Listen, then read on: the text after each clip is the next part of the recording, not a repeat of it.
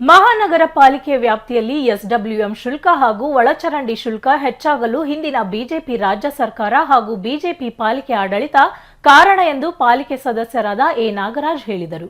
ಸುದ್ದಿಗೋಷ್ಠಿಯಲ್ಲಿ ಮಾತನಾಡಿದ ಅವರು 2021ರ ಫೆಬ್ರವರಿ 1ರಂದು ಮಹಾನಗರ ಪಾಲಿಕೆಯ ಆರೋಗ್ಯ ಸ್ಥಾಯಿ ಸಮಿತಿ ಸಭೆಯಲ್ಲಿ ಬಳಕೆದಾರರ ಶುಲ್ಕ ಹಾಗೂ ಒಳಚರಂಡಿ ಶುಲ್ಕವನ್ನು ಪರಿಷ್ಕರಿಸಲಾಗಿತ್ತು.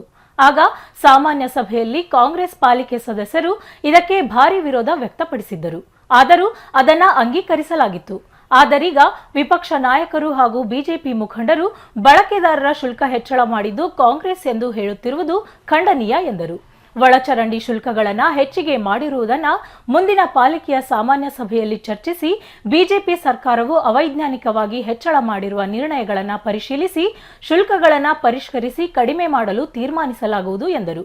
ಸುದ್ದಿಗೋಷ್ಠಿಯಲ್ಲಿ ಪಾಲಿಕೆ ಸದಸ್ಯರಾದ ಗಡಿಗುಡಾಳ್ ಮಂಜುನಾಥ್, ಅಬ್ದುಲ್ ಲತೀಫ್, ಜಗದೀಶ್, ಯಾಸಿನ್ ಯರಗಲ್, ಸತೀಶ್ ಉಪಸ್ಥಿತರಿದ್ದರು.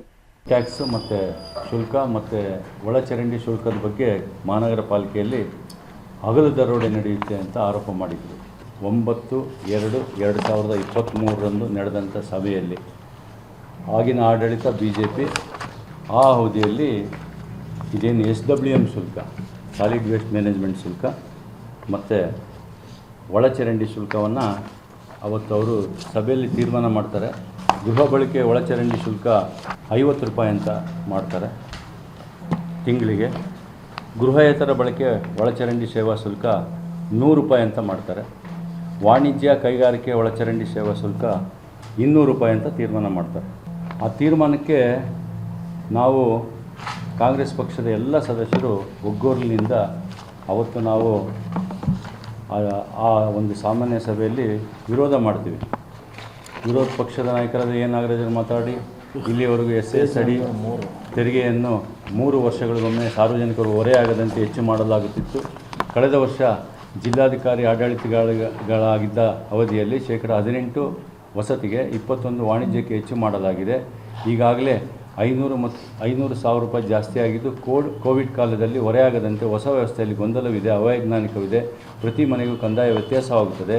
ಬರವಣಿಗೆಯಲ್ಲಿ ಮಾಡುವುದಾಗಿದ್ದರೆ ಸರಿ ಮಾಡಬಹುದಿತ್ತು, ಆನ್ಲೈನಲ್ಲಿ ಆದರೆ ಸರಿಪಡಿಸಲು ಸಾಧ್ಯವಿಲ್ಲ ಅಂತಂದು ಆವಾಗಲೇ ನಾವು ಇದು ಭಾಳ ವ್ಯತ್ಯಾಸ ಆಗ್ತದೆ, ಬೇಡ ಅಂತಂದು ನಾವೆಲ್ಲರೂ ಒಗ್ಗೂರಿನಿಂದ ಇದಕ್ಕೆ ಸಂಪೂರ್ಣ ವಿರೋಧ ಇದೆ ಅಂತಲೂ ನಾವು ಹೇಳಿದ್ವಿ.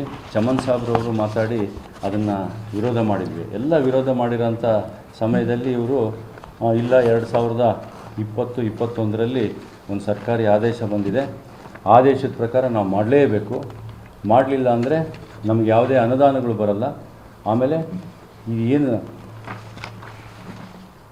ಈ ಮುಖ್ಯಸ್ಥರಿರ್ತಾರ ಆಯುಕ್ತರು ಅಂಥವರಿಗೆ ತಲೆದಂಡ ಆಗುತ್ತೆ, ದಯಮಾಡಿ ನಾವು ಮಾಡಲೇಬೇಕು ಅಂತ ಹೇಳಿ ಅದನ್ನು ಹಠ ಮಾಡಿದ್ರು. ನಾವು ಅದಕ್ಕೆ ಪೂರ್ತಿ ನಾವು ವಿರೋಧ ಮಾಡಿ ಬಾಯ್ಕಾಟ್ ಮಾಡ್ತೀವಿ ಅಂತಂದು ಹೇಳಿದಾಗ ಮತಕ್ಕೆ ಹಾಕೋಣ ಅಂತಂದು ಮತಕ್ಕೆ ಹಾಕಲಾಯಿತು.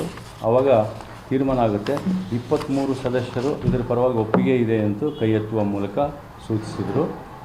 ನಂತರ ಉಳಿದ 16 ಜನ ಸದಸ್ಯರು ಕೈ ಎತ್ತುವ ಮೂಲಕ ವಿರೋಧ ವ್ಯಕ್ತಪಡಿಸಿದರು. ಇದರ ನಡುವೆ ಅದನ್ನು ಒಪ್ಪಲಾಯಿತು ಸರ್ವಾನುಮತದಿಂದ ಅಂತ ಇವರು ಅದನ್ನು ಒಪ್ಪಿ ಜನರಿಗೆ ಹೊರೆಯಾಗಂಥ ಸಿಸ್ಟಮ್ನ ಅವತ್ತು ಚಾಲ್ತಿ ಮಾಡಿದ್ದಾರೆ. ಅದರ